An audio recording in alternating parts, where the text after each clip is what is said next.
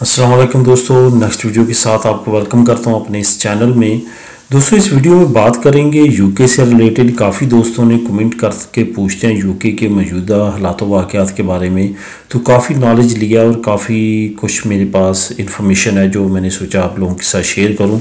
सबसे पहले तो आप लोगों को ये बताता चलूँ कि वही दोस्त यूके में जाके अपनी ईयू सेटलमेंट प्रोग्राम, जो प्री ईयू सेटलमेंट प्रोग्राम, वहाँ पे इंदराज कराएं जिनका इरादा वहाँ पे कम से कम 5 साल रहने का है। 5 साल, जैसा कि मैंने पहले भी बात की है कि 5 साल एक स्पेशल वीडियो बनी हुई है जो आप देख सकते हैं। वहाँ पे मैंने बताया हुआ है कि प्री सेटलमेंट और सेटल स्टेटस और प्री सेटल स्टेटस में क्या फ़र्क है। इन दोनों पे मैंने वीडियो बनाई है, वो आप देख सकते हैं आज से 2 से 3 दिन पहले। एक बात का आपने बहुत ज़्यादा ख्याल रखना है कि जो अगर आप वहाँ पे प्री सेटलमेंट में जाते हैं तो आपको, जब आपने इंदराज वहाँ पे करवा देना है तो 5 साल तक आपको वहाँ पे लाजमी तौर पे रहना है। हर साल 6 महीने उसमें से काम करना है। 6 महीने से ज़्यादा आप बाहर नहीं रह सकते। एक दिन भी बाहर रहेंगे आपका स्टेटस ख़तरे में चला जाएगा। उसके बाद एक चीज़ ये जहन में रखनी है कि प्री सेटल स्टेटस जो है ये रिन्यूएबल नहीं है, ये एक मरतबा ही आपको मिलेगा। इसके बाद नेक्स्ट आपको मिलेगा जो कि सेटल स्टेटस है।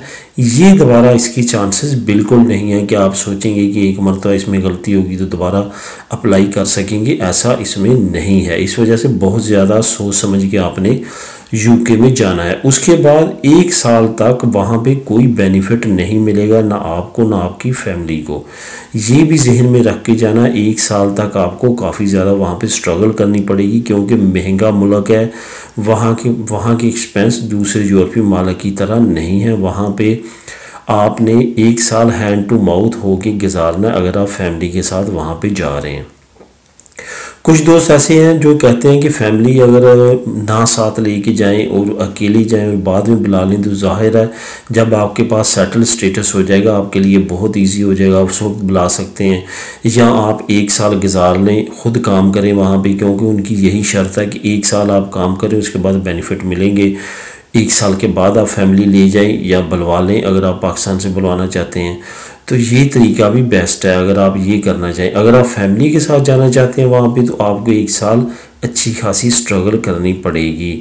वो कैसे करनी पड़ेगी, कोई बेनिफिट नहीं मिलेगा वहाँ पे आपको जो हाउस रेंट है वो ख़ुद देना पड़ेगा, हाउस में कोई मदद नहीं मिलेगी।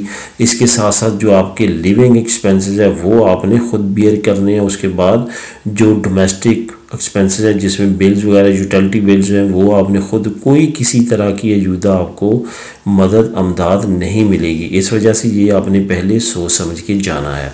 उसके बाद बात आती है काम की जो आज से 3 से 6 महीने पहले वहाँ पे हालात थे वो अब नहीं हैं। वहाँ पे हालात 6 महीने पहले बहुत अच्छे थे, बहुत ज़्यादा काम मिलता था, लेकिन इस वक्त काम इतना ज़्यादा नहीं है। ये यूके ने 2009 के बाद अब एक पॉलिसी थी जो चेंज किया। इंटरनेशनल स्टूडेंट्स को काम पहले सिर्फ 4 घंटे का था, लेकिन अब काम भी उनका बढ़ा दिया, उसके साथ साथ उनको मज़ीद और फैसिलिटीज़ दी हैं, जिसकी वजह से यूके में इंडियन इंतहाई ज़्यादा वीज़ों के साथ इस सेशन में आए हैं, क्योंकि कोरोना के बाद इन्होंने बहुत ज़्यादा इंटरनेशनल स्टूडेंट्स को वीज़े दिए और इंडियन को स्पेशली इंडियंस बहुत ज़्यादा वहाँ पे पहुँच चुके हैं और वो लीगली स्टूडेंट्स काम कर सकते हैं और वो चीपर भी होते हैं एम्प्लॉयर को। इस वजह से जॉब अपॉर्चुनिटीज़ इतनी ज़्यादा अब वहाँ पे नहीं है। लेकिन अगर कंपेयर टू स्पेन देखा जाए या आप देख लें दूसरी की पुर्तगाल, इटली, इन कंट्रीज़ को अगर कंपेयर करेंगे तो उनसे बेहतर है। वहाँ पे जॉब मिल जाती है, अगर आप कुछ कोशिश करते हैं तो जॉब मिलती है। उसके बाद अगर फ्यूचर की बात करें तो फ्यूचर के लिहाज से ये डिपेंड करेगा आपके स्टेटस पे, आपका स्टेटस क्या रहता है। तो ये आपने लाजमी तौर पे जहन में रख के जाना है कि 5 साल तक आपने वहाँ पे स्ट्रगल करनी है। उसके बाद आपका जब स्टेटस जो है वो सेटल्ड हो जाएगा, यानी कि कंफर्म हो जाएगा, जैसे हमारी यहाँ पे लार्गो दुरासियन होती है परमानेंट रेजिडेंसी, इसी तरह का वहाँ का, उसके बाद फिर आपकी राहें कुछ आसान हो जाती हैं। तो दोस्तों ये थी इन्फॉर्मेटिव वीडियो। मिलेंगे अपनी नेक्स्ट वीडियो में। दुआ में याद रखिएगा। अल्लाह हाफिज़।